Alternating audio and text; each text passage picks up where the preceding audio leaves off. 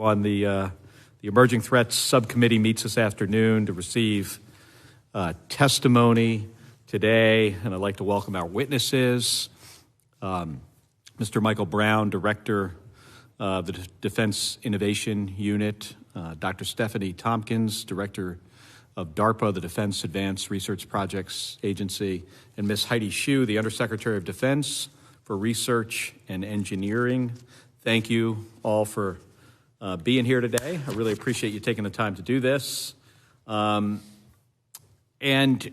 you know, we're going to hear today from leaders who are working to support defense and national security innovation to ensure that the United States retains its technological superiority and maintains its competitive edge over potential adversaries like China in the technological market space.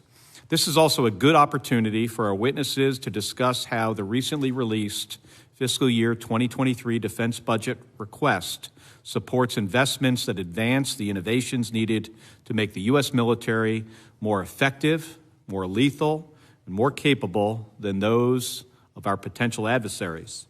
I would like to welcome again our witnesses who will help shed light on these topics today. And I want to take this opportunity to again thank you for your, not only for being here, but for your service to our nation.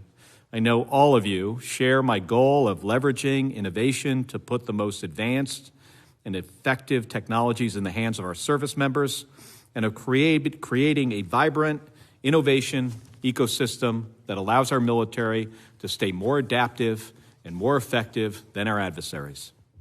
It's no secret. The United States is in a competition with China, who seeks to dominate the national security as well as the commercial technology space. To date, our technological superiority has been enough to maintain our advantage despite the ambitions and methodical progress of China. While the United States continues to enjoy an advantage in areas like advanced combat aircraft, missiles, nuclear and space technologies, and land and naval power, it is critical that we continue to show the Chinese government and all our competitors that starting a conflict or challenging us is simply not in their best interest. Continuing to advance our technological capability is central to that deterrence, as it removes any doubt about our ability to prevail in any head-to-head conflict if provoked. It's also important to remember that our national investments in science and technology research ultimately benefit not just the Department of Defense, but also the broader American public. Technologies funded by the DOD Science and Technology Program over the past century have helped produce the Internet, GPS, smartphones, advanced materials, and even medical advances that have improved Americans' prosperity, security, and quality of life. Most recently, DOD investments in medical research have resulted in the vaccines and therapeutics being used to address the COVID pandemic today. I also want to emphasize that the innovation ecosystems that the Defense Department supports work best when they leverage state, local, and federal assets and investments holistically, in addition to the broader academic and commercial entities needed to power effective public-private partnerships. My home state of Arizona is leading on this front. Our universities are driving innovation in critical fields from advanced semiconductors and hypersonics to quantum computing and applying advanced data analytics to military challenges like managing complex supply chains and improving operational planning. And they're working side by side with our military as they do this. These ties can help us accelerate our defense research programs. We need to foster them, and we need to ensure that we are attracting and retaining the talented personnel and investing in the testing infrastructure, including in Arizona, that makes all this progress possible. While innovation is something we have historically done better than anyone, we now face an immense threat to our technological superiority. China has been making significant advancements in cutting-edge technologies like microelectronics and hypersonics as it seeks to erode our military and economic advantages. They do so through not only dual-use investments, but also through corporate coercion, espionage, and connections, their connections between government and industry that would not be conceivable or acceptable in any democratic country. That is why we must make a strategic approach or take a strategic approach across all technologies, as we are doing now with our plan to boost domestic microchip manufacturing, to bring more of that capability back to America. That will create jobs. It will reduce our reliance on foreign sources and also mean that we are doing breakthrough research here at home. So I hope that in this hearing we can examine how DoD, DARPA, and DIU are using the resources and authorities they've been given to help us win the global technological competition against adversaries like China by making advancements in key emerging technology areas, including artificial intelligence, autonomy, microelectronics, 5G technologies, and hypersonics. And I would also like to ask the witnesses to address any challenges that they are facing in trying to achieve that goal and give us insights and recommendations on what this subcommittee can do to best support them as they embark on writing our annual defense authorization. I'll now turn to the ranking member, Senator Ernst, for any opening comments that she has. Great. Thank you, Mr. Chair, and good afternoon to everyone. And I want to thank all of our witnesses for being here today. Every one of us in this room agree that increased innovation to deliver lethal capabilities to the warfighter must be a priority of the Department of Defense. It's not up for debate. The questions and policy choices I'm interested in deliberating concern the mechanics of identifying, screening, prototyping, and ultimately delivering technology to the warfighter. The President's budget promises record levels of investment in research, testing, development, and evaluation. Will the Department translate those dollars into combat capability more quickly? Or will projects with bigger price tags continue to die in the valley of death? Barriers like overclassification, continued embrace of exquisite hardware over agile service contracts, and risk aversion to using authorities like the middle tier of acquisition are too high. No budget number can clear them. China is moving quickly and aggressively to adopt emerging technology for their warfighters, and we cannot let the capabilities we provide our soldiers fall behind. Today, I hope you all can help ease my concerns, and we can go forward with a commitment to field all necessary systems more quickly and effectively. Thank you very much to our witnesses. Thank you, Mr. Chair. Thank you. Thank you, Senator Ernst. Now I welcome any opening remarks from our witnesses, beginning with Secretary Shyu. Chairman Kelly, Ranking Member Ernst, and Senators of the subcommittee, thank you for inviting us to represent the Department of Defense at this hearing on accelerating innovation for the warfighter. I'm honored and proud to be the Undersecretary of Defense for Research and Engineering and the Department's Chief Technology Officer. I look forward to this testimony, as this is the first time I've been to the Senate since my confirmation, and I thank you for your support during that process. It is an honor to be back working at the Department of Defense. On behalf of the Secretary, the Undersecretary of Defense R&E sets the technology and innovation strategy for the department. The position oversees the Defense Advanced Research Project Agency, DARPA, the Missile Defense Agency, the Space Development Agency, the Test Resource Management Center, and the Defense Innovation Unit, DIU. Okay. I am pleased to testify with the directors of DARPA and DIU by my side today. Okay. As the Undersecretary, my responsibility is to ensure an enduring technological advantage for the United States military. We will accomplish this goal by building and implementing the department's technology strategy. As directed by Congress and in alignment with the National Defense Strategy, the forthcoming National Defense Science and Technology Strategy will provide guidance to the department on near-term challenges and ensure that our nation remains the global leader in technology far into the future. The challenges are vast, from rising nations to rising sea levels. In my written testimony, I described the specific critical technology areas and how the department is working faster and more collaboratively across prototyping and experimentation. Today, I want to briefly highlight 2 areas where the department must work closely with Congress to ensure an enduring advantage. First, building a strong foundation for science. And secondly, updating how the department does business to better reflect today's world. Every strong structure needs to stand on a solid foundation. To ensure this country retains our edge and fuels future technologies as capabilities, we must make a commitment to science and technology, particularly in basic research. We must attract the best people. We must supply the necessary infrastructure for R&D.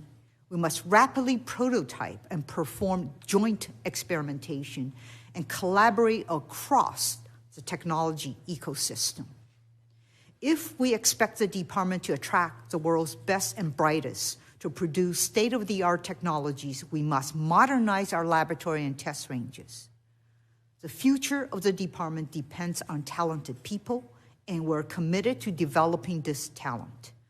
The department has invested in a variety of workforce, educational, and research programs ranging from K-12 robotic systems to STEM scholarship and social science research. As the strategic competition increases, so must our attention to S&T. I know many of you on this subcommittee feels the same way, and I look forward to working with you to strengthen our S&T, its supporting infrastructure, and the workforce. In my remaining time, I want to discuss how the department must innovate in pace with the technological change and in keeping with the demands of the National Defense Strategy. Historically, the department has been a leader in R&D. We still are, but the growth of private sector of R&D has exploded over the last 50 years. As seen in Ukraine, novel commercial technologies paired with conventional weapons can change the nature of conflict. The department's processes, ranging from programming to experimentation to collaboration, should be updated to reflect the dynamic landscape of today and anticipate the needs of tomorrow. Our nation's private sector is our competitive advantage, and we must focus on improving how the government and private sector work together. I am committed to working with you to ensure the department can move as quickly as possible as it engages with the private sector and the whole innovation ecosystem to rapidly transition technology to fieldable capabilities. Thank you for having us here today. We will all look forward to your questions. Thank you, Secretary Shyu. Dr. Tompkins. Thank you, Chairman Kelly, and members of the subcommittee. I echo Secretary Shyu's thanks for the opportunity to testify today, and I thank you very much for the committee's strong support of DARPA over many years. It's great to be here with my colleagues. As you know, our organizations work together constantly to advance national security, and we're part of a really extraordinary science and technology ecosystem that extends far beyond just the Department of Defense. Within that ecosystem, DARPA has a unique role. Our mission is to create technological surprise. We do this by making pivotal investments in technologies that we believe have the potential to completely transform national security. We've been delivering on the mission for over 60 years. We brought to the DOD and to the nation game changers like precision-guided munitions and the Javelin missile, by the way, stealth aircraft, UAVs, the internet, miniaturized GPS receivers, and as you mentioned, Mr. Chairman, most recently mRNA vaccines. We're extraordinarily lucky in that we are able to work extremely quickly. We don't just tolerate, but we embrace risk, and we constantly seek what we call DARPA scale impact. One of our program managers once joked, if you didn't invent the internet, you only get a B. Now, I should add that that program manager was working on mRNA vaccines at the time, so I think in retrospect, he probably earned an A. But that's the past, and so you should ask what we're working on today. Imagine a world where a soldier's basic needs, things like food, water, fuel, or medicine, are made right on the spot from waste material, say from plastic, or even just from the air, completely independent of vulnerable supply chains. Imagine a world where both of our electronics and our software are completely secure by design and thus unhackable. Imagine a world in which all of our military systems, which today have a lot of trouble interoperating, can seamlessly communicate and work together to provide inherently joint capabilities to our military commanders. Those are some of the futures that DARPA seeks to make real. We're also working to transition technology faster than ever. It's a very dynamic world, and as we have all discussed and observed, quite volatile. So we're creating new ways to do testing, faster than real time, and with the assistance of AI to explore thousands of use cases and missions. We're transitioning technology not just through programs of record, but through new commercialization initiatives, through new partnerships with the COCOMs, or with organizations such as DIU, or other parts of the R&E enterprise, or through rapid DevOps cycles in order to get software directly into the hands of users. And in addition to the futuristic visions that I shared a minute ago, we also work closely with the military services to de-risk near-term technology. For example, has been very recently reported in the press, DARPA, in partnership with the U.S. Air Force, recently completed a second successful flight test of our hypersonic air-breathing weapon concept known as HAWK. This test set the U.S. record for scramjet endurance, and we believe it's an inflection point on the path to reclaiming U.S. leadership in hypersonic weapons. In my written testimony, you'll see many more examples of DARPA portfolios and programs. I ask you please to remember that some of those will fail. If they don't, it means we're not trying hard enough and we're not taking enough risk. But some of those will succeed, and in doing so, may fundamentally transform our nation and strengthen our national security in ways that we can only begin to imagine. I thank you again for your support to DARPA. Over many, many years, and I look forward to working with you and others in Congress to ensure the security and resilience of our great nation. And as Secretary Shyu mentioned, looking forward to answering your questions. Thank you, Dr. Tompkins. Mr. Brown.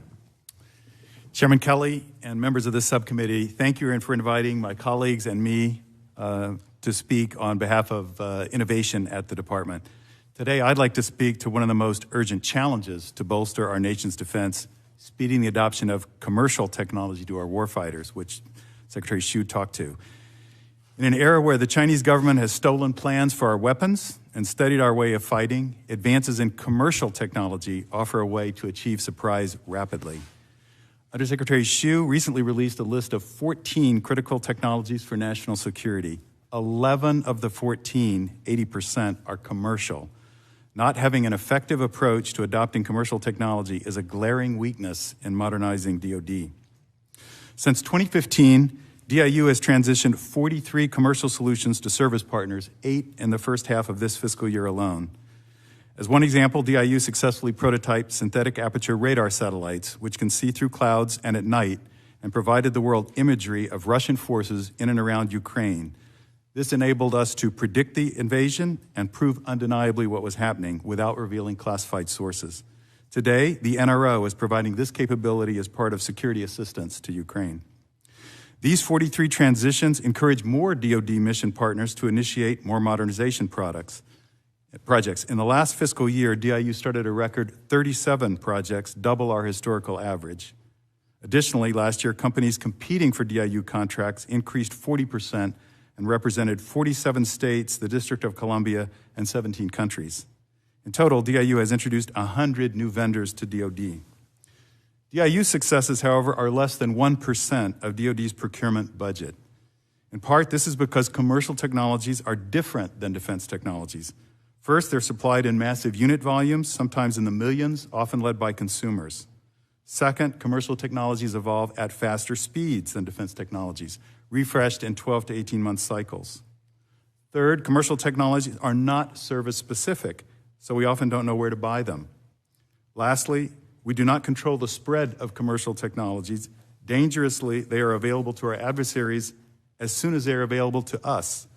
No wonder, then, that we need a different way to assess and buy these commercial technologies. So DoD must become what I call a fast follower to gain rapid access to technologies and maintain at least technological parity with adversaries. For this, DoD requires a rethink of the three elements of how we bring capabilities to the department. Number one, requirements, where commercial technology negates the need for detailed specifications. Number two, acquisition, where DIU's use of non-consortium OTAs in a largely commercial process we invented called Commercial Solutions Opening can be more broadly applied throughout the department. And number three, budgeting, where new commercial solutions enter the market faster than our 2 to 3 year budget cycle. Despite acquisition reform, there has been almost no reform of the requirements or budgeting processes. Here are my recommendations. First, establish dedicated organizations or homes for each of the commercial technologies which can focus our expertise and which are not and do not need to be service-specific. Paired with a stable budget, this becomes a capability of record, not a program of record, where the need for the capability is ongoing. DoD can then assess vendors on a more continuous basis and refresh with a frequency that matches commercial cycles. In doing so, DoD can furnish these capabilities to warfighters in a year rather than a decade. Second, eliminate the requirements process for commercial technologies, replacing it with a rapid validation of needs. We do not need to develop detailed requirements for products the commercial market already builds. In fact, detailed requirements limit the creative problem solving of companies and limit the number of companies competing. Third, apply the best practices of commercial procurement that we've learned, more widely apply non-consortia OTAs and CSOs, thereby maximizing competition while minimizing opportunity costs for vendors to participate. Importantly, if a vendor successfully prototypes a solution, there's no required recompete, and DoD can scale the solution immediately, eliminating one of the valleys of death caused by waiting for the budget cycle to catch up. Finally, source commercial technology from allies and sell proven solutions to allied militaries, which present excellent export opportunities for U.S. companies. The easiest form of collaboration with allies is with commercial technology, which is unclassified and enables interoperability. At DoD, we continue in a business-as-usual fashion at our peril. We must reform requirements and budgeting while more broadly adopting OTAs to better assess and field commercial technologies. I ask Congress to allow for more flexibility in the appropriations process beyond programs to budget for capabilities like small drones or satellite imagery, which we know we'll need for decades to come. Maintaining our military's technological superiority requires us not only to develop defense technologies like hypersonics, but of equal importance, fast follow the innovations of our vibrant commercial technology sector. There's a reason the U.S. innovation ecosystem is the envy of the world, and we need to make this the envy of the military. Senators, thank you very much for your time today, and with my colleagues, I look forward to answering your questions. Thank you, Mr. Brown, and thank you all for your testimony. I'll begin our first 5-minute round of questions, and then we'll go in, I think, the order of folks as they arrived. Promoting, and this question will be for all three of you, promoting innovation is a critical task for DoD as we look to outpace countries like China. It's a full contact sport that requires attention and coordination across many offices and activities. It also requires considering not just the technical aspects of innovation like research and development, but also a holistic focus on non-technical aspects like workforce shaping, concept development, and wargaming that are needed to accept and absorb these technological innovations into the military. So starting with Secretary Shyu, what work has R&E been doing to invest in key emerging technology areas to address our warfighting needs, and how are those investments being used to shore up risks within the defense industrial base for emerging technology areas like hypersonics and microelectronics? So a couple of things I like to talk about, actually several things I like to talk about. I'll talk fast, okay, is you have heard that we have initiated the RADAR concept, the Rapid Defense Experimentation Reserve. This is a campaign of joint experimentation focused on solving the critical joint warfighting capability gaps. This is where we're going out to the services as well to the industry and the smaller companies to understand what prototypes do they have that they have already developed. They can bring to us and we can test in a contested joint environment to understand the utility of the prototype that they have developed. And what we want to do is leverage the opportunity to do these sprints twice per year to close the capability gaps and have the joint staff as well as the co-coms and the services to evaluate how well did these prototypes close the capability gaps and prove their utility. We want to be able to rapidly go into rapid fielding or mid-tier acquisition or leave behind the capabilities or doing a design modification to enable different capabilities to be added to it and come to the next sprint and demonstrate it out. This could accelerate the capability from innovators all the way to fielding. This is exactly what we're doing in FY23 is our very first sprint. Thank you. Dr. Tompkins? I'll add on a little bit to this in the sense that what I'll talk about, I think, dovetails into the RADAR program that Secretary Shyu just mentioned. We are developing new ways of doing testing and evaluation, which is not just for testing and evaluating new technologies, but also the concepts themselves. And so when we have the ability to use modeling and simulation in order to go through thousands of different potential cases and different combinations of decisions and different combinations of circumstances, but at the same time building in new technological capabilities, it really allows us to figure out how to prioritize our investments. And then we take that, combine it with person-in-the-loop actual evaluation as these technologies are being developed, and live testing in real time, feeding back and forth with the modeling and simulation. I think we dramatically accelerate our ability to look at specific needs, where the technology gaps might be, and what needs to be developed to fill those.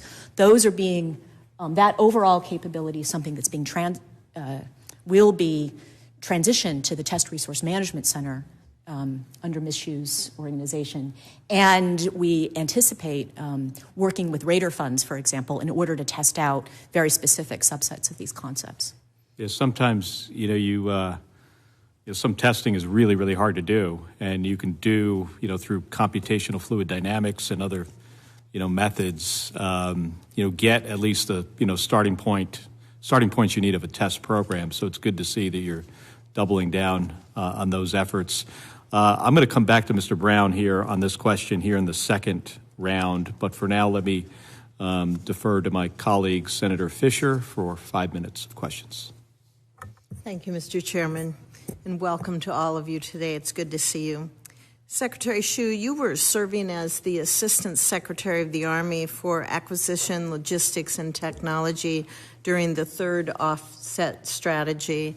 And many believe that the third offset was unable to really satisfy Congress's questions about some very basic elements that the strategy had, and also that it delivered few tangible innovations from it. Could you tell us what are some of the relevant lessons you learned from that process, and are there challenges you think it revealed about attempting any kind of large-scale change within the department?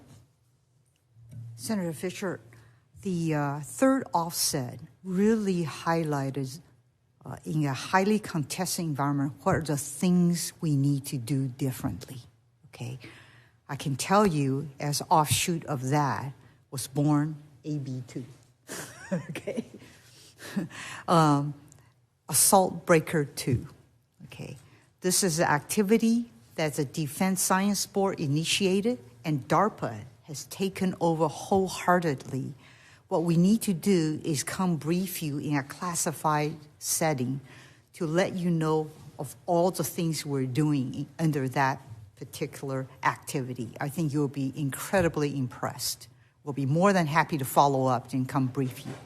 Okay. I know that RAND published a study on that last year, I think, and was saying that the department was alerted to some of the erosion that we were seeing in U.S. technologies with regard to Russia and China. Is that what you're referring to?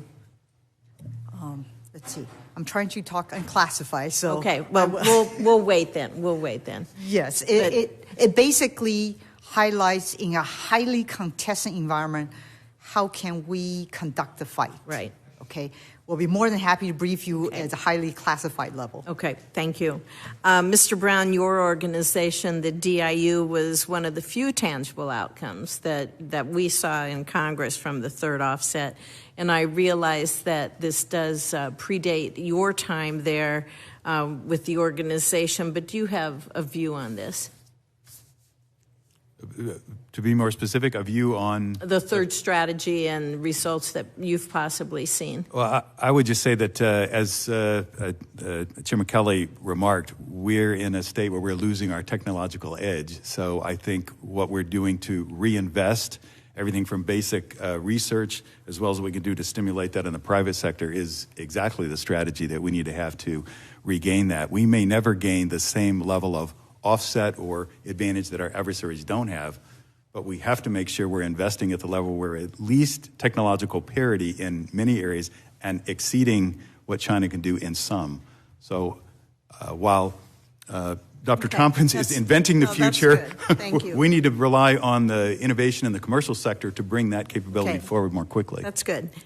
Secretary Shyu, Secretary Austin, he's talked about prioritizing hypersonics, and if you watch any discussions on this committee, on the Senate Armed Services Committee, or in the Senate itself, you'll know that this is an area of interest. I know that you have stressed the importance of making them affordable, and Secretary Kendall has also emphasized the trade-off between the cost and the capability that's provided on them. Is there a consensus view within the department about what role hypersonic weapons will play and what technologies we should be pursuing? Absolutely. Thank you for bringing this up. This is certainly one of the critical technology we're looking at. I just want to highlight that the Army is going to be fielding hypersonics weapons to an entire brigade next year, okay? The Army and the Navy together develop a common glide body. Navy will be fielding theirs on the Zumwalt DDG FY25. Okay, Air Force has developed a hypersonics weapon that's flying on B-52. They're still in testing, but they are initiating a program that will go on fighter aircraft. In addition, we are working with the Australians in developing a hypersonics cruise missile. Okay, so there's many activity ongoing in addition to what DARPA is doing, pushing the envelope on the next generation. Mm-hmm. And I want to add one more thing.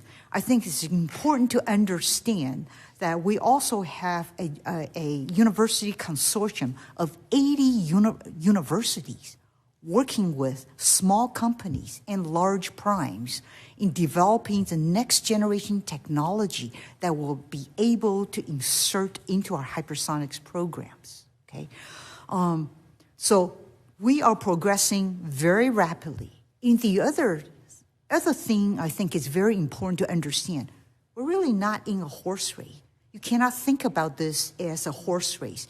If you have 10, should I have 11? That's really not the right way of looking at this perspective, because we are developing multiple different strategies. And once again, I'll be more than happy to come and brief you at a higher classification level. Thank you very much. Thank you, Mr. Chairman. Senator Tuberville. Thank you, Mr. Chairman. Thanks for being here today in this testimony. Talking about that, Dr. Tompkins, I'm from Auburn, Alabama. We have a pretty good university there, and we're proud of it. We do a lot of research on hypersonics and assured position navigation timing, cybersecurities.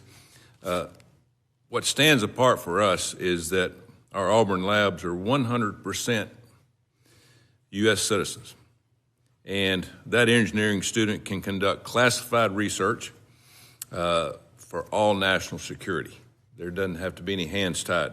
So we're proud of that. So do you feel like we're investing enough in academic research at our universities to help with hypersonics and all these other basic researches that we're doing? Are we investing enough in that, or are we depending too much on our technology industry? We'll give you a chance to talk, Dr. Thompson. Go ahead. All right. The broader question of investment in the ecosystem is something I definitely should defer to Secretary Shyu on. But we work, very, very strongly within this entire ecosystem, and we don't look just, for example, at companies or at government labs or at universities. We look at how they're trading off with each other.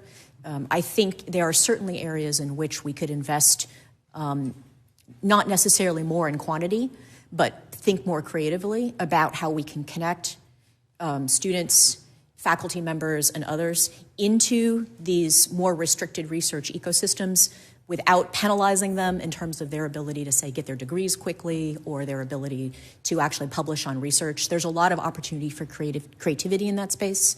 From my perspective, it's less about the volume of the dollars as to how effectively we're able to deploy them. And I think there are some definite opportunities to be more creative. Thank you. Mr. Brown, I'm glad to hear you talking about commercial technology industry. I don't think we could survive. I think that's what we have over everybody else in the world. And in Alabama, we have over 600 defense contractors. Most of them are on their own. A lot of them are small. Very concerned about them being able to handle cybersecurity with the little money that they have compared to the big boys, so to speak. And they need to be protected as well as the others. You can go from Huntsville to, you can go from working on a hypersonic missile, you can go next door to somebody working on a new tank, and next door to somebody working on the new lander for, for NASA. You can do it all. But a lot of them are small industries. How do we protect those small industries? Because a lot of them can't turn their computer on without China trying to steal everything that they've got. And it's a tough road for some of them. Senator, I couldn't agree more. The industry I came from before being at defense was cybersecurity. And it's an escalating problem for us. The soft underbelly are the small businesses that can't afford to invest there. I think we need some help with some basic tools and hygiene, and I think CISA at the Department of Homeland Security has been moving forward at a great pace here. What I think we have to do is make sure that we can provide some help with the basics for the small businesses, which is often hygiene about making sure you've patched your software, et cetera. That kind of help, which is available both from the FBI as well as DHS, is what we need to make sure we're doing enough to educate those companies and making sure they're implemented. That's how we help the small businesses, I believe. Yeah, and we're, I don't know how many hundreds of thousands we're short on cybersecurity. And one thing, I'll invite all three of you to come to Huntsville. They just started 2 years ago a program where they'll take you in the 9th grade, full tuition, come live there, go to school, and by the time you're a 12th grader, you are far above and beyond what's going on in terms of cyber in our universities. And I think that's the thing of the future, bypassing universities and start training these kids in high school. It is an amazing thing that's going on. Just real quick, the ESOPs we're also having to the businesses that are owned by the employees. Can you give a rundown, Mr. Brown, of what you know about those and how good they are, and are they, a lot of them, are they making it?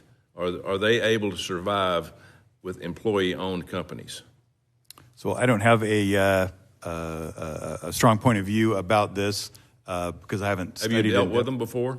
I mean, many companies have implemented that. I think the idea of having employees have skin in the game through incentive is a good one. It's been used in Silicon Valley, of course, maybe not with an ESOP program, but with stock options for years. So I think that is a good incentive system. Yeah, I think it's an edge for us in defense, especially. Thank you very much. Thank you, Mr. Chairman. Senator Scott will be recognized for 5 minutes. Thank you, Chairman. Thanks for being here. How many people work in each of your units? How many people do work in your area? Secretary Shyu, do you know? I don't have that exact number, but I can certainly get back to you. Okay. Do you know, Dr. Tompkins? Within DARPA, we have just under about 200 government employees, and we certainly have contractor support with them. Okay. Mr. Brown? We're 200 in total, which includes 20 active duty military, about 24 civilians, and the rest are contractors and reservists. Okay. How many projects do y'all each of your units work on each year? You know? We start about 50 new programs a year, but we also 50? end 50. We end about that many, so it means that we have about 250 approximately active programs. We started 37 last year, and we have 75 underway. Okay. Secretary Shyu? Yeah, I cannot tell you because we cover across the entire DOD. I know just within AI alone, there's more than 700 programs. Okay. All right. If you'll get back to me, let me know how many people work there. Mr. Brown, who that you deal with in the Defense Innovation Unit is the most friendly to your ideas? In the Department of Defense? Yeah. Well, we're finding that there's tremendous receptivity, demand for what we do among the services. Everyone wants to modernize, but I'd say the constraints, which are dictated by our historical way of developing capability, again, start with requirements. A budgeting process that takes 2 or 3 years is the biggest inhibitor, which is why you heard my opening comments, not about technology, but what we need to do to change so we can adapt and adopt commercial technology so much more quickly. And we need Congress's help with that, and we need to change some things in the department so we can go faster. Speed is a very important competitive dimension in the race with China. In my business life, we always had a sort of a business plan. So what is y'all's business plan for each of your units? What, like you say, success is tied to what? What would success be? Starting with you, Secretary Shyu, what would be, what's success? So what do you feel like your purpose is? Success is going to turn a technology into a military capability that gives us an advantage. That is the success we're looking for. But starting from basic research all the way to the end, it takes time to actually develop that. Laser being a perfect example. It's taken decades, but now we're actually demonstrating we can shoot down UASs, unmanned airborne vehicles, okay? We can shoot down cruise missiles. So we're showing extraordinary capabilities, and now we are in process of fielding those capabilities. Dr. Tompkins? Our mission is a really unusual one, but it's very, very much focused on preventing and creating technological surprise. So what we try to do is we place many, many different bets on technology, high risk, high payoff. And for us, success is going to be measured at different points in time. So at any moment in time, we do look at our entire portfolio of current and recent programs, and we look for transition through many different paths into real-world use. But we're also always looking back, and what we're often finding is that something we invested in 1 to 2 decades ago has been truly transformative and completely changed everything about how the military operates. Those are sort of the big bets that we're looking to make, and we are very proud of, and we tend to think of as our big successes. So my job's a little easier than my colleagues in this. We have a crystal clear focus, and it really builds on what Secretary Shyu said. Getting capability in warfighters' hands, because it's commercial technology. We often avoid all the classification issues that have come up here already. And we try and get that 1 year if it's software, 2 years if it's hardware. So we measure from a project start, when did we get that in warfighters' hands, which means successfully prototyped, it worked technically, production contract in place, and most importantly, budget lined up so it can start to scale. All three have to be met for a transition. We've done 43 transitions since we've been around, and that's a 45% transition rate. So Communist China clearly has decided to be an adversary. When you think about your jobs, do you say, I'm doing this because it's going to put our military in a better position, in this country in a better position to defend, and how do you apply that? One of the things that we do is we do a net assessment. Namely, we take a look at what is our capability. We also take a look at what is the red capability. That informs us where we need to go. It informs us what we need to invest in to get ahead of the threat. So that is done in step one, okay? So investment in a lot of our technology priority area is informed by where we need to head. And I think if I could come in and chat with you at a classified level, I can talk about how these pieces are literally stitched together to give us an asymmetric advantage. Thank you, Chair. Thank you, Senator Scott. We'll now go into our second round of questions. I want to get back to Mr. Brown for a second. In the beginning, in my first question, we were talking a little bit about non-technical aspects like workforce shaping, concept development, and wargaming, and I asked Secretary Shyu and Dr. Tompkins to comment on investing in key emerging technology areas to address our warfighting needs. I think for DIU, it's a little bit different with the commercial technology, but let me ask you this. How often do you see companies out there and you identify things and you're like, what percentage would you say are actually emerging technologies?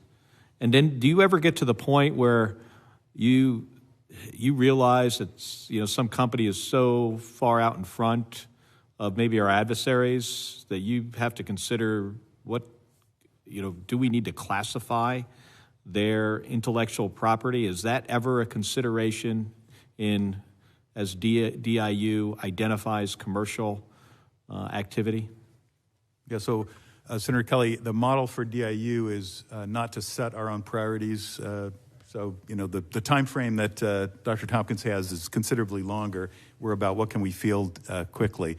So our priorities come from mission partners, the services, another part of DOD that says, we got an urgent problem, and then we match that with what's available today. So that ends up being different technology to work on. It's a portfolio, one in AI, one in energy, cyber. But as you're doing that, you must come across things unexpectedly. Yeah, most of the times I would say we don't see things that need to be classified. And in fact, my own personal opinion, we overclassify things, so it makes it more difficult to work on. I haven't encountered one of those in my tenure that I feel like we've got to rush to make this classified. I think the more innovative it is, it pushes me the opposite way to feel that we need to go faster because our adversaries have access to commercial technology as well. So we need to make sure we're including that in warfighting concepts and funding that so that we can bring that to our warfighters. I think the constraints we talked about earlier that inhibit our ability to get commercial technology more quickly adopted just put our warfighters behind us and behind in terms of commercial technology and then certainly versus adversaries. Hi, Senator Kane. Thank you. I want to follow up on Senator Fisher's question about hypersonics with Secretary Shyu. She was talking a little bit cost versus capability. She referenced Secretary Kendall's comments about hypersonics, and I'm a strong believer that we need to catch up in our hypersonic missile technology. And Secretary Shyu, you talked about like putting all the parts, I think, together, but really what we're looking at is increasing our piece of K, probability of kill on a target. So as you look at hypersonics, do you feel that this is the future to increase the probability of destroying a target, or are there do you sometimes consider, existing technology, improving that, that would give us a higher piece of K? That is a great discussion in which we actually have done analysis in. I think we should come back and brief you. Once again, it's unfortunate at a classified level, but we can show you the analysis that's being done at a campaign level that looks at conventional weapons as well as hypersonic weapon to attack against different types of targets. So we have done that analysis.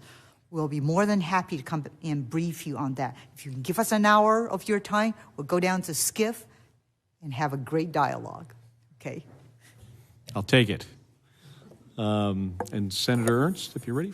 Yes, thank you so much. And for everyone, please, if you identify a technology that is viable for the warfighter, and if all of the department's existing authorities are employed, how quickly could that innovation be fielded for our warfighters? I would just love to hear from all of you. And Ms. Shyu, Secretary Shyu. Senator Ernst, I think it depends on the particular type of technology. Okay.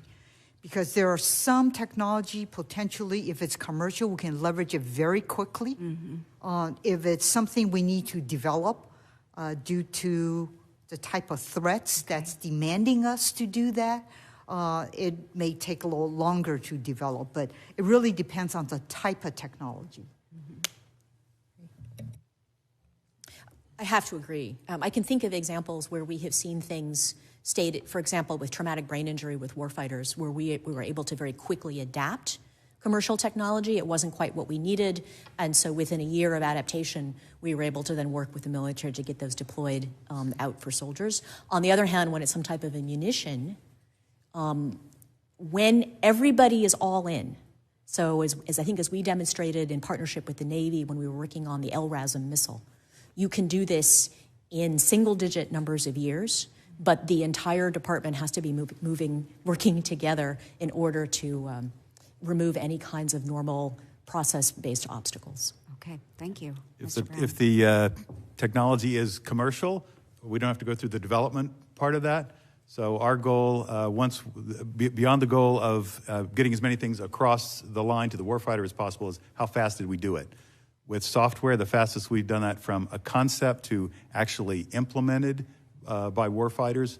It was a piece of software for NORTHCOM NORAD in under a year. But the gating time on that is the testing time that we want to take, because there's big consequences of making mistakes. So we don't want to compromise on that.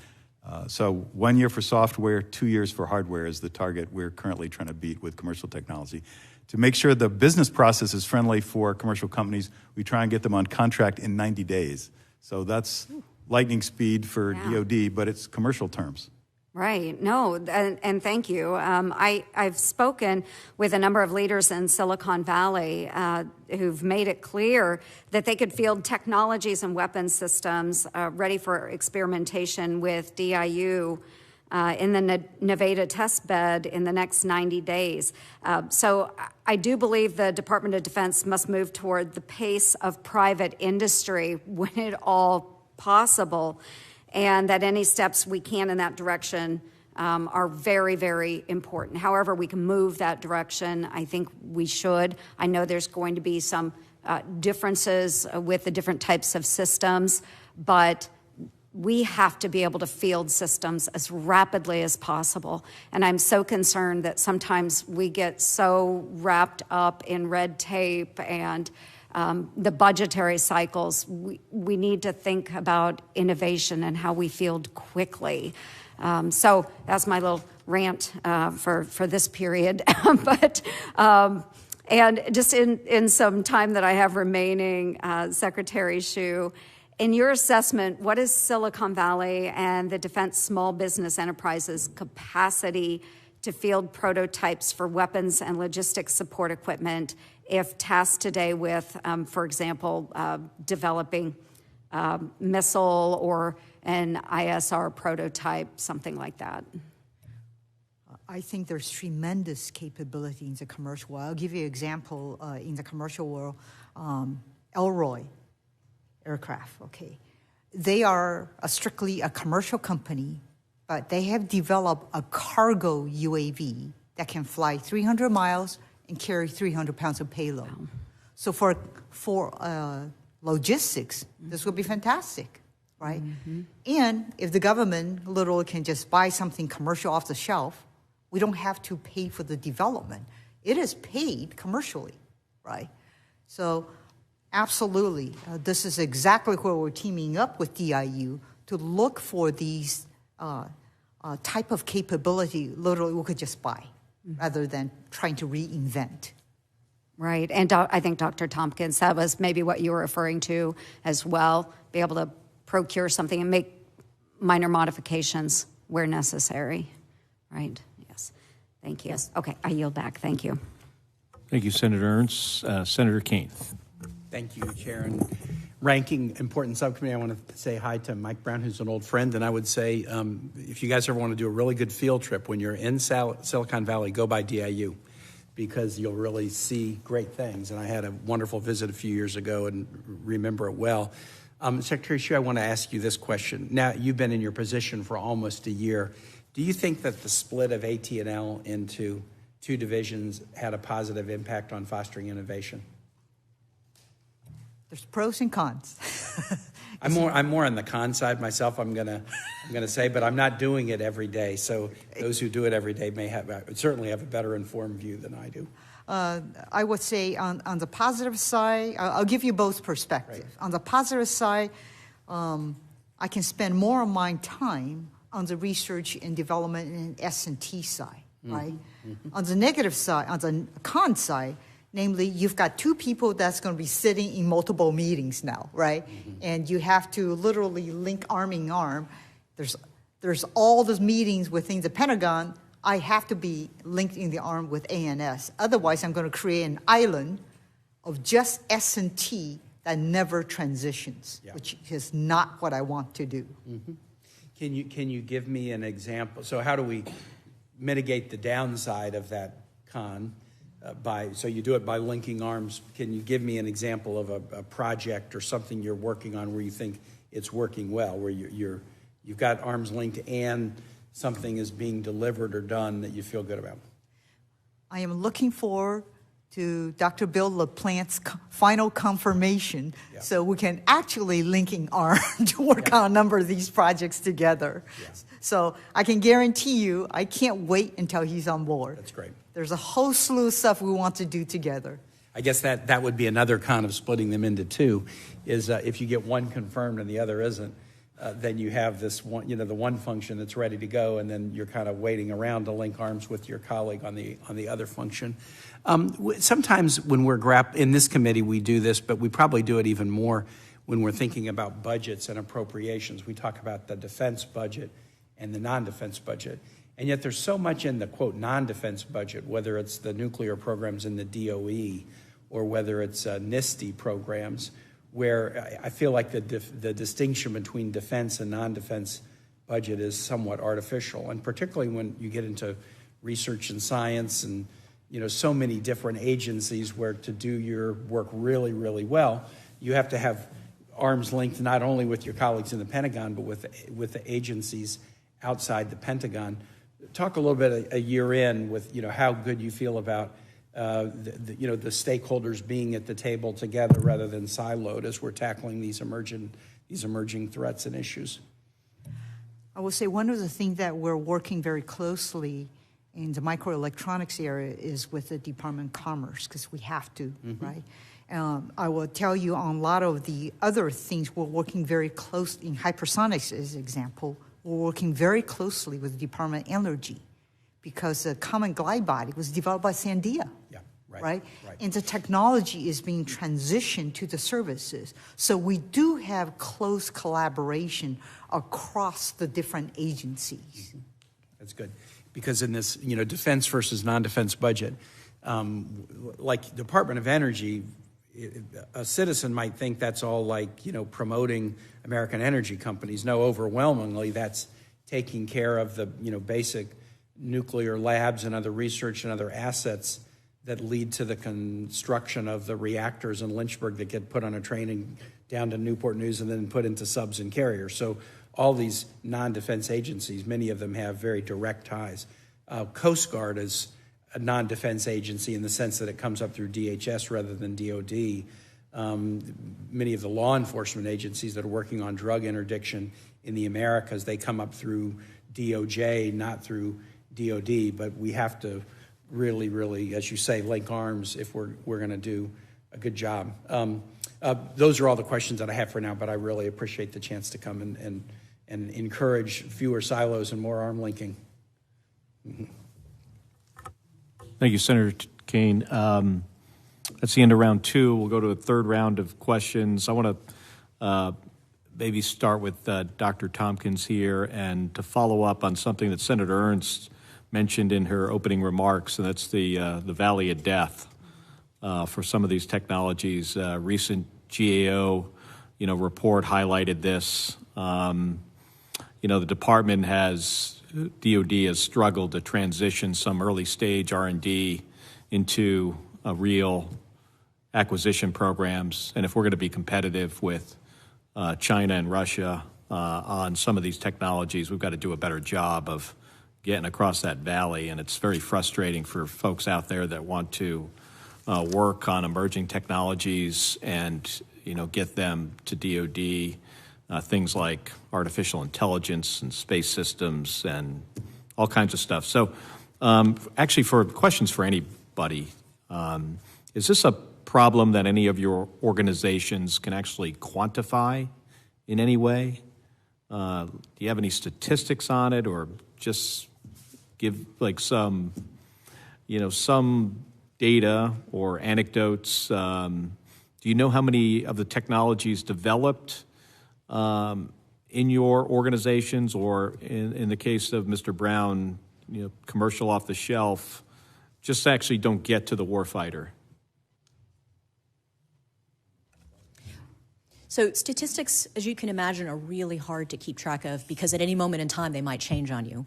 I think the last numbers I saw where we track transition across, say, 8 different avenues, we were tracking about, I think, 23% that simply didn't go anywhere, in the sense that usually for us that means we failed because we were trying something really crazy and it didn't work. And sometimes that could be the case. It's just never going to get there. Right. But for everything else, things are moving. Now, of that, I don't know exactly what percentage directly reach the warfighter, because some of them might be in a program of record and it's not quite there yet, or it might be in another government lab working through the final maturation stages. But it is a topic we're very, very concerned about, and one of the reasons that we have spent so much more time focusing on commercial transition support to companies that start up based on having developed DARPA-funded technologies. Mm-hmm. So I'd like to start by building on what Dr. Tompkins said. So she has a program, the Embedded Entrepreneurship Initiative, for successful companies that are coming out of DARPA programs. So she's trying to provide some support there, and we're trying to also pull there to make that a premier set of companies that we would look to at DIU. We have really two different arms at DIU. One is an investment arm that Congress authorized in the McCain NDAA, National Security and Innovation Capital, to promote private investment in hardware, because our private industry does a great job supporting software, a little bit less for deep tech, and that's a lot of what Dr. Tompkins does. So with that, we have some money that we can provide for those vendors that helps them get across one or two of the valleys of death, maybe getting a company formed, maybe scaling up manufacturing. We're going to look to the successful DARPA companies as one of the sources there. And then, of course, there's DIU itself, where we provide revenue for companies who are prototyping or testing with us, and we want to have them see production revenue. So we're looking at what is the ongoing recurring revenue that stimulates more investment dollars to come in to fund these companies that are supporting national security. From a percentage standpoint, I'd say that 25 to 30% of the projects we work on have some problem getting the money in place, the right color of money, getting money in the right time frame. This is the length of the budgeting process, because Some of the new technologies come up or emerging threats come up within a budget cycle. And then, as we know, it's very difficult to move money around. So that is a real problem, and it frustrates, I'd say, 25 to 30% of the efforts we work on, where we get a company that has successfully prototyped but can't get to the warfighter's hand until the budget matches. Frustrating. I'd like to add on to that, if I may. We've talked about the multitude of different ways to do transition from technology. One is a path is transitioning directly into a program of record. Another path is you have transitioned to commercial, right? Another path would be you have transitioned to a prime contractor who's going to design and develop something that ultimately the DOD will buy. And then there's also a transition path of software that went directly into hands of the operator, right? There's also another different way of transitioning. You can transition to Tier 2, Tier 3, Tier 4 contractor who may design and develop components that goes into a prime that transitions into the DOD. We have no contractual mechanism to track that. Ergo, the difficulty in trying to figure out exactly which technology you have funded that transition directly. The other piece, I want to give you an example of technology takes time to transition. One of the DARPA program that funded is a microwave packaging. Okay, it was like $1.5 million microwave packaging contract. It spawned an idea to figure out how do I design and develop a very innovative architecture for active electronically scanned array, which is critical for the next generation radar system. It developed something in a prototype from internal research and development. From that particular effort, when I came on board, I looked at that technology, I said, that is really innovative. It was funded, the seed was funded from DARPA, transitioning into array technology. I took that technology, matured it, developed into a prototype, which then ultimately helped Raytheon at the time to win the F-18EF contract, which is fielded in production. So you can see the long time frame. It took a decade to get there. But ultimately, the ceiling contract that was provided from DARPA spawned off entire product line, which resulted in billions of dollars in terms of profit. Okay, so that's a transition. Nobody probably has a record because I knew it because I was involved in it. Okay. Senator Ernst. Oh, I appreciate it. And Secretary, we talked yesterday a little bit about the Radar program as well, which I'm fascinated by. Does the program address the speed of fielding technologies for the warfighter? Do they talk about timeframes and when they want it fielded? Because with the 32 technologies you selected for demonstration, can we expect any of those technologies to be delivered in 2 years or 5 years? Maybe if you could walk me through that and how you determine how long until fielding. So what the whole intent of Radar is try to expedite the capability into the hands of a warfighter as quickly as possible by closing the joint warfighting capability gaps. So we're looking at technology we can literally demonstrate in 23, 24, right? And be able to push it out by 25. Okay, so we're trying to compress the timeline and not wait a decade to push the technology out. So one of the aspect of being able to accelerate capability into the hands of a warfighter is once we determine the Joint Staff and the COCOMs determine there is operational utility of having this particular prototype, I need to have a mechanism, a funding mechanism to rapidly transition this technology. One of the things that we're going to ask for is there a pot of money that we can ask to transition to mature this so I can help the company who produced this, especially if it's a small company, to ramp up production. right? Because if they deliver a few prototypes to you, and all of a sudden you saw the powerful utility of this and you want to buy 1,000, they can't flip a light switch and give you 1,000 tomorrow. But I would love to be able to help them bridge the valley of death and not wait 2 to 3 years for the POM cycle, the PPBE process to catch up, to buy this. This is exactly why small companies die on the vine. Right. Okay. Right. No, thank you. I appreciate that very much. And then as well, we talked a little bit about special forces as well. We have some authorities that they utilize. And does the Special Operations Forces Support Agency have the capacity to deliver innovation to the warfighter quicker than what we see with general DOD timelines? Yes, because they take mature technology. They're not trying to take immature technology and develop very basic science. They look at what is the stuff that's out there today. I can literally rapidly buy and feel. So their timeline's very compressed. They're not trying to develop next generation fighter aircraft, right? They're looking, hey, what can I get very quickly? It's more like a DIU model. And one thing that we might want to do too is just look at the existing authorities within their programs and see if some of those could be applied DOD-wide. Mr. Brown, did you have some thoughts as well?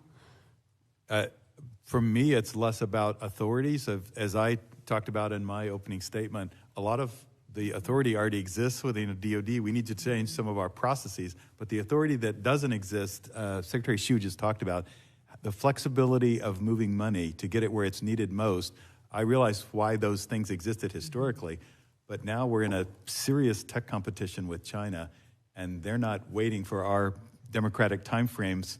I like our system better than theirs, but we have to figure out how to move more quickly. Right. And it really, from a technology adoption point of view, whether it's commercial technology or inventing the next technology, it's about having the flexibility to move it where it's needed most in a simpler fashion than we have today. I think that's the most critical element we need to attack between Congress and the department to improve our defense. Yeah, thank you. And I think this is a big takeaway for me, I think for a lot of folks as well, is that maybe not so much about the authorities, but maybe more about flexibility than within parameters, of course, because we do have to be good stewards of those dollars. But of course, greater flexibility so we can keep pace, I think is really great. Thank you very much. Appreciate the information. I'd like to talk a little bit about microelectronics with the three of you here for the next 5 minutes. So secure access to microelectronics is a key enabler for so many of our technologies. Not just for DOD, but our defense industrial base. Our market share has shrunk in the production of these from upwards of 40% to 12% today, and if we don't do something about it, it's going to get below 10, and that's not good. And also the most sophisticated foundries for semiconductor chips are now overseas, and this creates just a dangerous reliance on foreign sources. That's why I've been part of, leading this, plan on a $52 billion investment that'll support bringing this manufacturing capability back to the United States. And it also will establish a dedicated microelectronics network within the department that leverages the expertise in our universities and in industry. I'd like to thank Secretary Shyu for working with me on this effort, and I know it'll help us overcome current challenges in supply chain security and disruptions and the problems that this creates for the Department of Defense. So I'd like our witnesses to address how the paradigm for trusted microelectronics needs to change so we can better leverage commercial practices and economies of scale. So starting with Secretary Shyu, can you begin with what the department is doing to break the outdated, dedicated, trusted foundry model that has been used since the early 2000s? We don't do most of the technology work the same way that we did 20 years ago. So First of all, I want to thank Congress for giving us the $52 billion. I think is absolutely critical for this nation to onshore some of these critical capability. As we have seen during the pandemic, we can't get our hands on the microelectronics. There's a tremendous impact on our industry across the board. So thank you very much. Okay, I will say there's several things that we're doing. The Microelectronics Commons is going to be a critical enabler.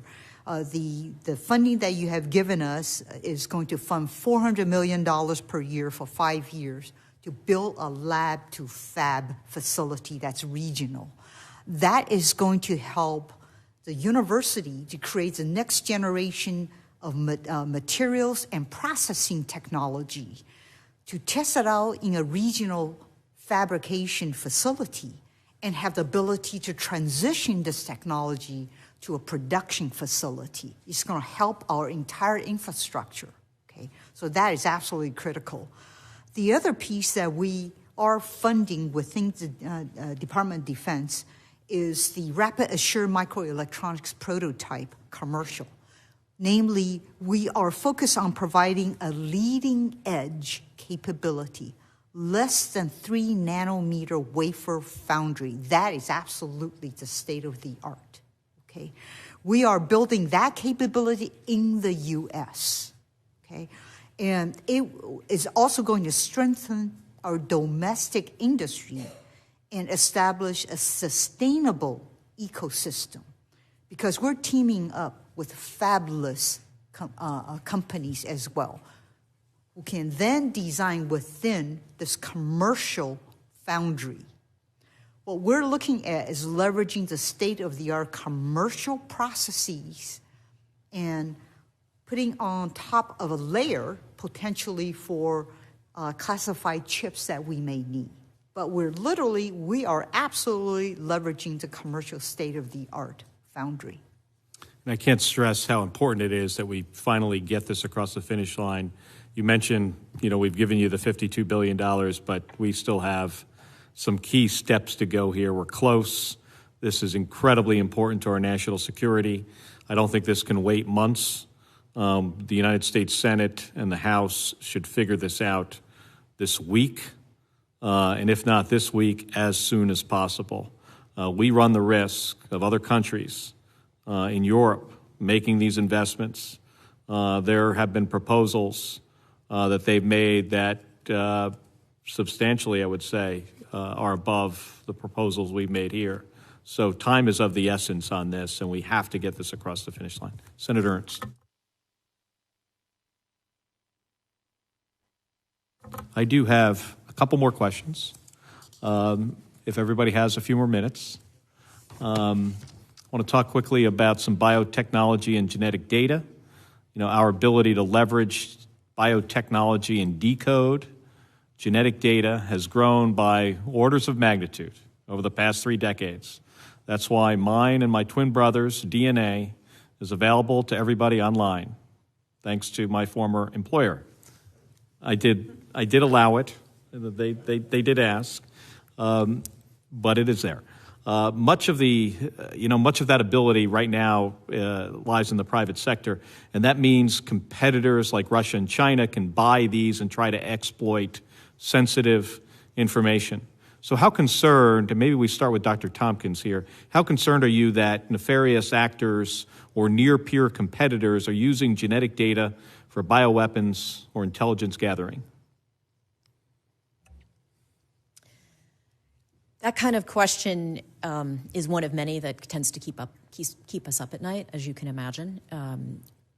Obviously, I think the kinds of questions you're asking are also very much more part of the intel community. We use the information from them, however, to think about safety, security, and defense. And so what we tend to do is think about how one might very quickly chase down and erase some type of customized capability like that, as well as for accelerating our own innovative capabilities, building the security in from scratch. So our program Safe Genes is a good example of that, and we're obviously thinking about other defensive kinds of capabilities that are less easily discussed in the type of an environment. And does our growing capability or ability to decode data offer us any mitigation strategies here against bioweapons or other intelligence exploitation? And this is for anybody. If anybody has a comment on this.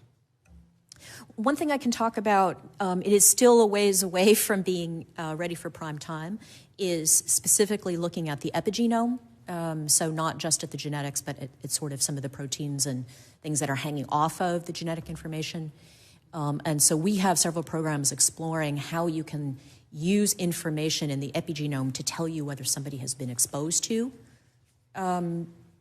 weapons of mass terror, weapons of mass destruction, precursors, things like that, and also exploring ways in which those things might be triggered to provide advanced protection. Any other ways we can guard against potential threats in this area? I'll just add a different dimension to this from the sciences. This is one of the areas of emerging technology where the government can play a role by really assisting commercial companies with developing that technology. What I mean by that is being more forward-leaning in terms of contracts to develop the capability. The capability exists in our commercial sector right now to sequence all pathogens, and that could be happening globally, but there's no program to make that happen. We should be experimenting with these capabilities, funding some of these companies so that the U.S. is on the forefront of this technology. I think that's going to be critical, just like it was in the space race in the 1960s versus the Soviets. The government was very forward-leaning and developed lots of new technology. This is another area where I think we need to be forward-leaning with the industrial base. Thank you. The GAO and others have recently highlighted the challenges that DOD faces in attracting and retaining a highly skilled technical workforce. And I imagine for all three of you, I mean, that's the whole ball game, you know, having the workforce to do this work in, it doesn't matter if it's artificial intelligence or hypersonics or anything for that matter. And I've spent some time, you know, getting up to speed on what China's doing here and how we stack up. And, you know, there is more we need to do. So can you share, maybe Secretary Shyu, what is DOD doing to acquire and retain the talented people that we need to develop and deploy things like artificial intelligence and other emerging technologies? You bet. One of the things that the DOD has done is create the Smart Scholarship for Service program. Last year, we funded 416 scholars and for their undergraduate and graduate degree. If your field is in one of the 21 STEM areas that we're interested in, okay? So these students, their scholarship is being paid for, and when they graduate, they come and work in one of the 101 DOD laboratories. We had great success story so far, okay? And I can tell you, out of the 416 smart scholars, 50% of them were women, which I'm thrilled, okay? 20% was from underrepresented minorities. I would say nearly half of these 416 smart scholars are pursuing degrees in computer science, in software, in artificial intelligence, which is fabulous. And we're leveraging those smart scholarship to support them in growing our bench strength. If you look at over the years, in the last 2 years, we have had 561 scholars that transitioned to their employment after they finished their degrees, okay? So 70% of the smart scholars, after they finished their service obligation, decided to stay with the DOD laboratories. That's a huge success story. The other thing that we're doing, in beyond doing just the scholarship piece, we actually awarded 28 grants at $82 million to develop K-20 education. Again, Arizona State University, their curriculum for biotech is targeting minority and rural areas in Arizona. You want to increase your bench strength in the future. The department, through the National Defense Education Program, created 10 STEM summer camps literally, we took the opportunity to pull in 1,200 junior high school students and gave them a week-long STEM camp, okay? And they loved it. It was a highly successful education that we've done, education program, getting the junior high school students interested in science and technology, right? And we want to grow that next year. So we're doing a number of things that we can, reaching down not just at the university level, but lower levels as well, to encourage them to go into STEM. Thank you. Dr. Tompkins or Mr. Brown, any comment? I think this is a good question to end on, too, because it's so, so central to everything all of your organizations do. I'll offer up an example of a type of initiative that DARPA specializes in because it allows us to continue to sort of fund projects as part of what we do, and that would be the Joint University Microelectronics Program called JUMP. That is nearing the end of a 5-year program life cycle, and we have just announced the start of the call for proposals for JUMP 2.0. But this is a university government industry consortium. And it's a model that universities themselves often use on a much smaller scale, where you might have a handful of companies together paying into the support of students and essentially developing the pipeline and the research baseline for the workforce development. And in our case, we're talking about 35 universities, over 1,300 students in the last 3 to 4 years, hundreds of researchers across dozens, I think about a dozen or two states, where that pipeline directly connects U.S. university students to U.S. Both defense and commercial, and sometimes allied nation companies, in order to significantly build up that workforce. And so we're not necessarily targeting government labs specifically, but what we are very much doing is trying to target that overall U.S. program. And thank you. Yep. So I'm going to be the skunk at the party on this one. I think what the department does on fellowships, internships is fantastic, and we need more STEM talent for the competition with China. We should contrast that with how difficult we make it to bring incredibly qualified people into the department. So just one quick example. At DIU, we were very lucky to attract a Rhodes Scholar, PhD in computer science from Stanford, who wanted to work for us at a government salary. 7 months once we identified that candidate to get him in the door, I don't know what we do with that time. And this predates Secretary Shyu. It's the administrative processes that we have at DOD that are, I can't even explain why it would take that long. What in the private sector would have taken 7 days, we would take 7 months to do. We can't attract the best people if we don't recruit them and have a better process experience. Can you find out and go back and find out who we could talk to? Because if we can identify why it takes 7 months, Senator Ernst and I, we could probably, with some help, figure out what do we need to do to speed that up. We'd love to tackle that. I hope Secretary Shyu will share my enthusiasm for that. That's probably part of it, yeah. If I may add, as I've mentioned several times how grateful we are at DARPA for the authorities and flexibilities that you have granted to our organization, we can typically hire within a week, Mike.